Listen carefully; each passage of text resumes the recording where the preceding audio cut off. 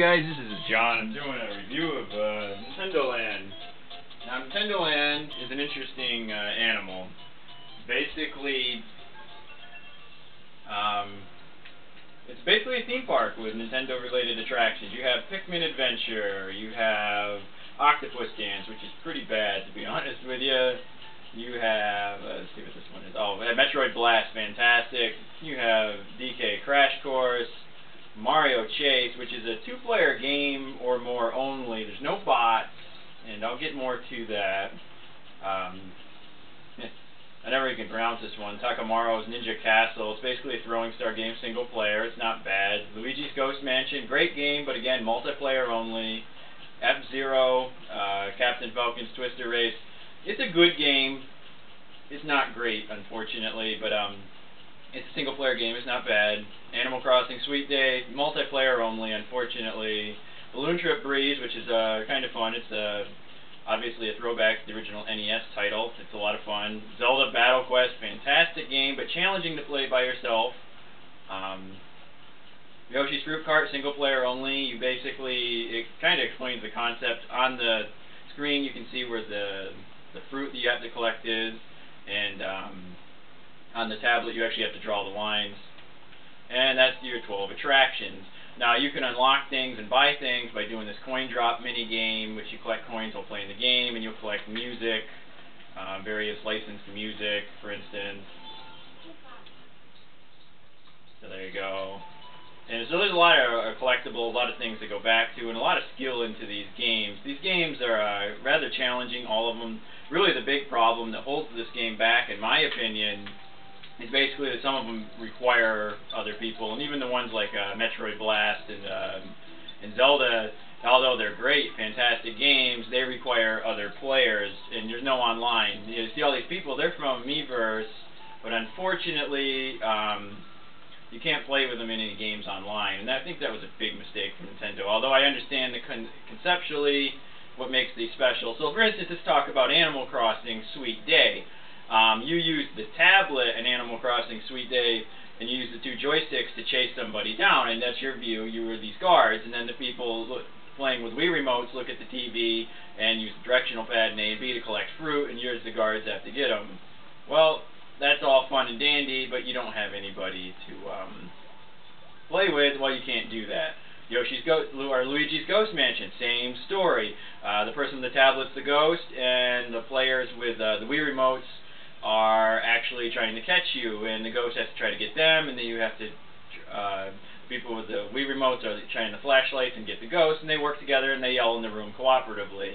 It's a great game when you have people to play with. You can't play by yourself, and it tries to fill in bots. By the way, the stages do auto-size based on the number of players, so that's kind of an interesting concept. Takamaro's Ninja Castle, you basically have a throwing star on your tablet, you point at the TV, and you kind of fling your finger, and the faster you fling it, the faster they go. A lot of fun. That is single player. Mario Chase is kind of just like Luigi's Ghost Mansion, and to an extent, Animal Crossing Sweet Day. It's basically a game of tag. You got to try to catch the Mario character, and the Toads come in, or Yoshi's for bots. Again, no multiplayer only. Donkey Kong Crash Course I'll show. Fantastic game, really rewards skill. Metroid Blast, another great game. The person with a tablet is flying the ship. The Wii remotes act as like a first-person shooter style. A lot of fun. There's different modes. There's a competitive mode and a campaign mode. A lot of stuff to it. You can play by yourself, but it is a lot easier to play with somebody else. Octopus Dance, kind of a disappointment. Use the joysticks to basically do dance moves and various face buttons. One interesting thing is basically the guy's going to go face forward, face towards you in a way, so you have to look back at the screen and the tablet to decide which one to mirror. You just got to mirror his moves. Pikmin Adventure, it's basically like Pikmin. You can play by yourself. You tap the screen to throw your Pikmin, or hit the shoulder button to whistle.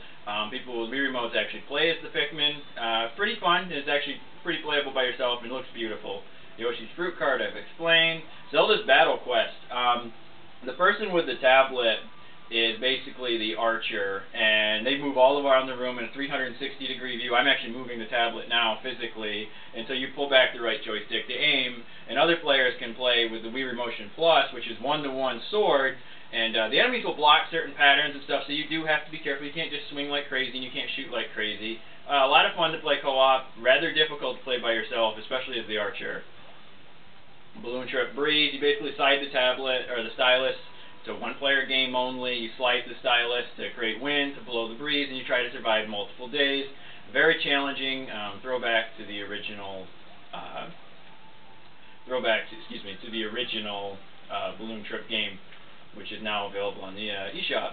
Animal Crossing Sweet Day, I've explained. Basically, the person with the tablet is a guard, and they have their own special view, so they play with the 2 joysticks, each guard, and they got to try to stop the other players from collecting candy, multiplayer only.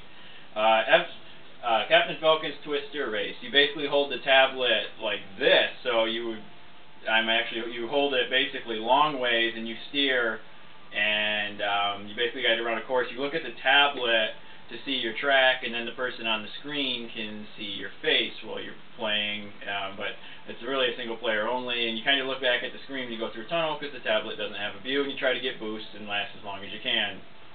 And that's pretty much your games. I want to show real quick DK Crash Course, my favorite game. The graphics are quite vibrant. They're actually quite impressive in certain modes. Other modes, this mode not so much, but here we go. There's actually 2 stages to this. You do collect platinum trophies, or medals, stamps, whatever you want to call them, and you get trophies. Not bad.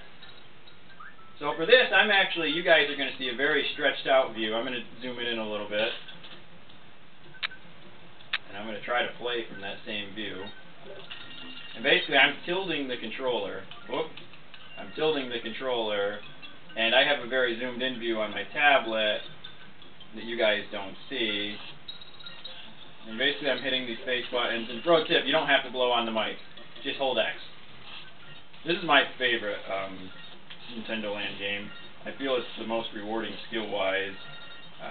I don't know how well I'll do here while I talk, but it's a very difficult game. To be honest with you, even this is difficult until you know what you got to do. So it's a lot of fun. Like I said, it's probably my favorite NintendoLand game, despite the fact it's obviously by far not the greatest graphical showpiece for the system. The graphics aren't bad in the game. They're colorful, they're beautiful for the most part. I mean, there's not a tech showpiece game, but there are some nice things. You see some really nice textures and stuff, especially in like Zelda's Battle Quest and Metroid. And Mario Chase looks pretty clean too, actually, in Luigi's Mansion.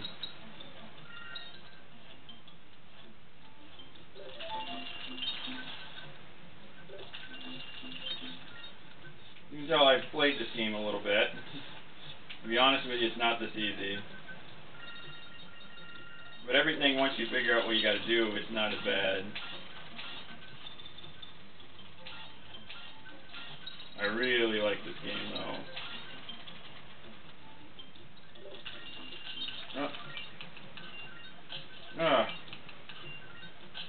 Oh, man. There we go. Not easy. My fault, though. I was trying to hurry. So you see, you think you finished the game, but it turns out the second time you do this, which will take you a long time, you don't get good at it instantly. When I first played it, I could barely get past like stage 4. And there's a whole new world that's even more difficult this time around. Well, I don't know how I died there. That was pretty horrible. Again, though I'm talking, I don't know how well I'll do. And I'm just basically trying to get through this. But there's a lot of skill to this game. It's a really interesting game, in my opinion. One of the best games on NintendoLand, in my opinion, the best. But there's a lot of quality here. Really, the big problem is I feel like a lot of the games, even the ones that do allow, allow you to play single player, basically they still sort of require multiplayer.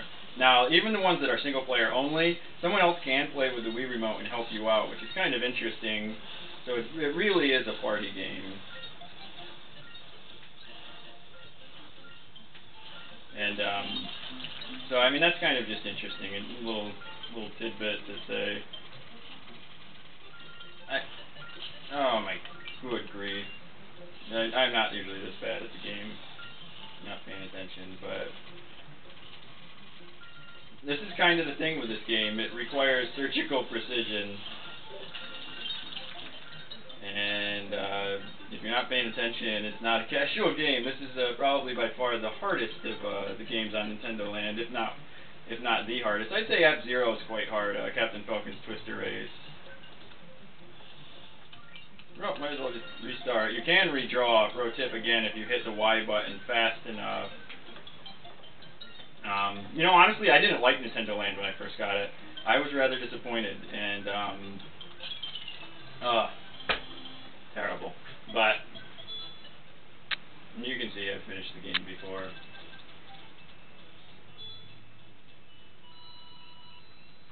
Really an interesting game.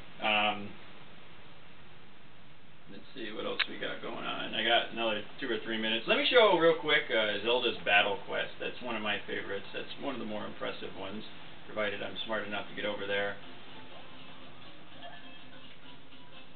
Out of my way. Now these Miis, again, you can go and collect them. It's kind of like a tag on the thing, and you get a little stamp or whatever. You can find out how much your friends have collected. It's kind of like achievements, but it's in the game itself. So, I haven't done a time attack, so we're going to do our first time attack. And basically, I'm going to use the tablet, and I got to do the picture-in-picture for this. I should have had my Kinect set up for this, to be honest with you, but there you go. And that's basically your general controls. Loading times are good in the game, not great.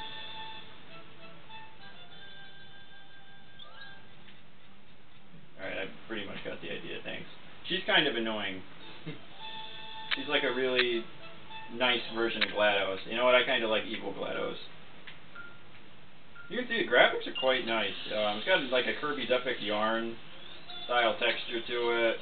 You tilt the controller down to reload arrows, and you try not to miss like I do.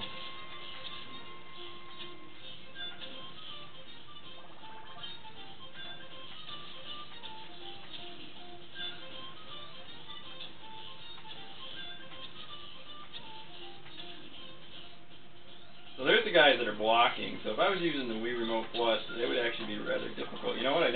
All this time I never realized you could hit them with that. There you go.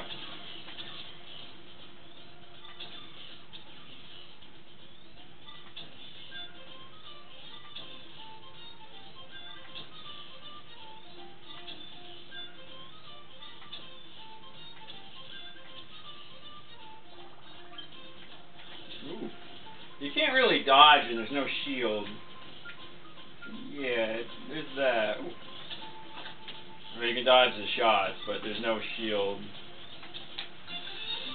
And there you go. I mean, it's a good-looking game, and you know, NintendoLand is fun. The graphics are good. It's got a Kirby's Epic Yarn look to it for a lot of the games. Metroid even kind of looks the same, and it's kind of neat to play with your Mii. And so yeah, last thing I got like 1 minute left before YouTube. I no longer can do 15-minute videos thanks to Activision blocking an unboxing video of Call of Duty. How nice. When I call them out for no DLC. But anyway. This is the game where you try to you collect your unlockables. You got to try to get them. I kind of like it. Nintendo likes to make a game out of everything. Anyone that's familiar with Swap Note will know that Nintendo even made a game out of Swap Note on the 3DS. Semi-annoying, to be honest with you, but hey, it's Nintendo, and you know, it's their quirkiness, and you know, and there we go. And so I get an item, and so basically I have to go. I'm just gonna leave now, and so I gotta go. It's gonna shoot out an item, and I have to go find it somewhere in my park. You don't really know where it is, and you have to touch it with a tablet. So, provided I can find it within a minute, less than a minute. But anyway, I want to give you my score while I do it. Oh, there it is. I'm going to give it a score because it's really more of a mini-game collection, although it's a little bit more than that. I'm going to give this game an 8 out of 10.